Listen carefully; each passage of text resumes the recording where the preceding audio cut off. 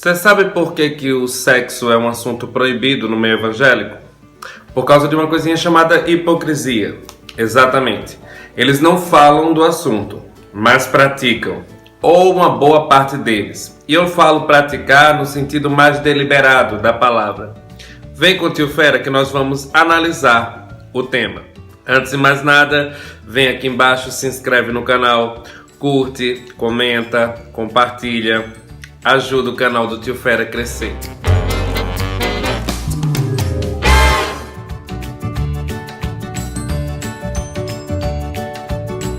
As pessoas, por exemplo, transam muito antes do casamento, mas aí elas querem que as outras não façam. Então elas deveriam ser exemplo. Eu frequentei uma igreja que simplesmente fizeram um casamento coletivo porque as meninas estavam basicamente todas grávidas. E aí foi feito um casamento coletivo para meio que abafar ou diminuir o estrago, digamos assim. Nós temos que entender o seguinte: quando você fala em um assunto, você traz informação. E trazendo informação, você previne para que as pessoas não cometam tais atos. Por exemplo, se eu chego para você e falo que o roubo, ou o furto, ou o crime vai ocasionar isso, eu vou dando exemplos, explicando, você vai querer meio que se afastar dessa questão por causa do que você já está sabendo, das informações que chegaram até você. O sexo não é falado dentro da igreja. As pessoas não tocam no assunto. E aí as pessoas vão namorar, porque precisa, ter um relacionamento. E nesse namoro as pessoas geralmente vão fazer o quê? Praticar sexo. Afinal, ninguém está vendo, e na igreja evangélica rola muito isso. Se ninguém está vendo, nós podemos fazer. Na igreja evangélica você pode cometer alguns pecados, desde que ninguém saiba.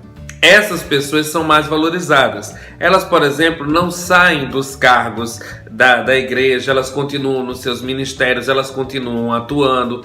Por quê? O importante é que ninguém saiba.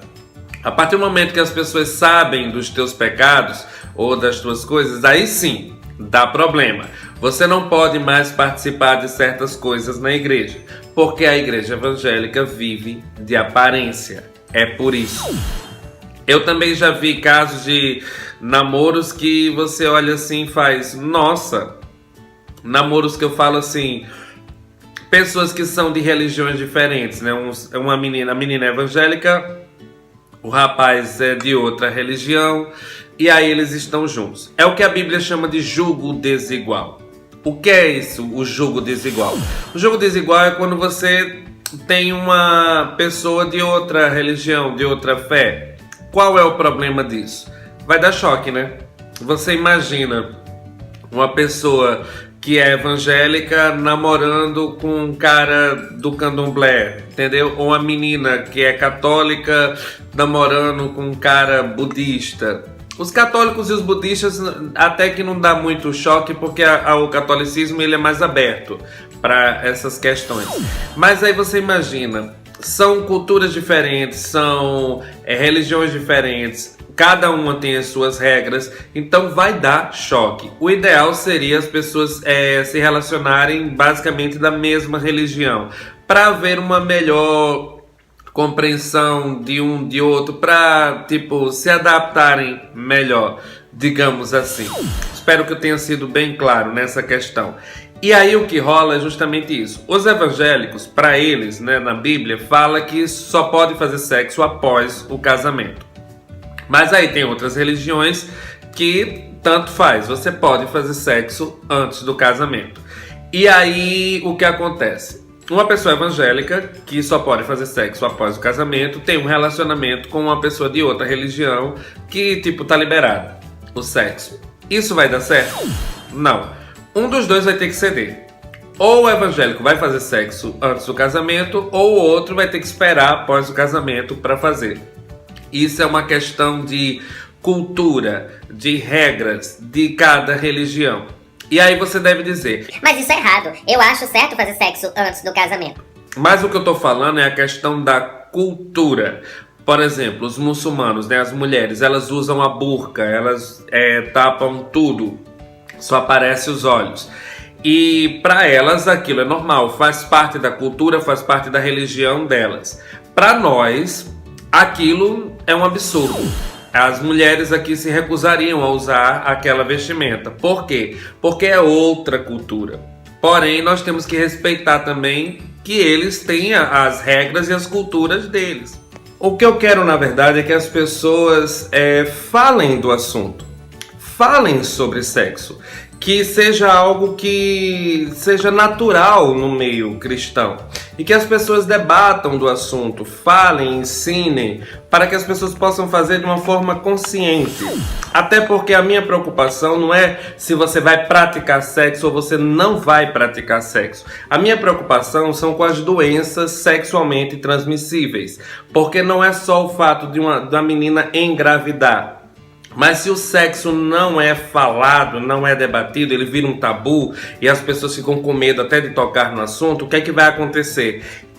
As pessoas podem contrair doenças, como sífilis, como AIDS, como outros tipos de doença. E aí, isso vai ocasionar por quê? Por falta de informação. Durante muito tempo, as pessoas achavam que o HIV, que a AIDS, era uma doença gay. E que, na verdade, hoje se vê que os héteros têm mais probabilidade de ter o HIV do que os homossexuais, porque os homossexuais se cuidam bastante. Os héteros, não.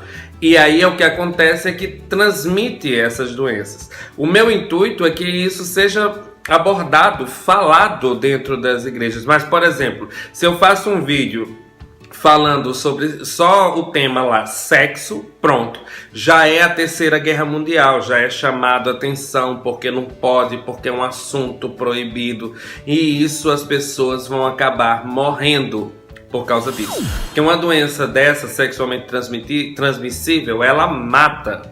Então, eu acho que a igreja tem que parar de ser mais alienada. A igreja que eu falo, a religião evangélica, tem que parar com essa alienação, parar de achar que tudo é o demônio, que tudo é pecado e começar a tratar dos assuntos, a falar abertamente, a fazer com que as pessoas entendam das coisas e deixar livre. Cada um vai fazer do seu corpo e da sua vida aquilo que quiser, sabendo que existe uma consequência para cada ato que você tem de fazer. Bem, galera, esse é o vídeo. O intuito do vídeo é esse, é tentar informar, tentar trazer à tona para as pessoas qualquer assunto. Eu vou falar sobre sexo, sim, porque eu quero que você se cuide, que você se previna, evite gravidez indesejada para não ter que estar abortando lá na frente, evite também de pegar uma doença e futuramente morrer.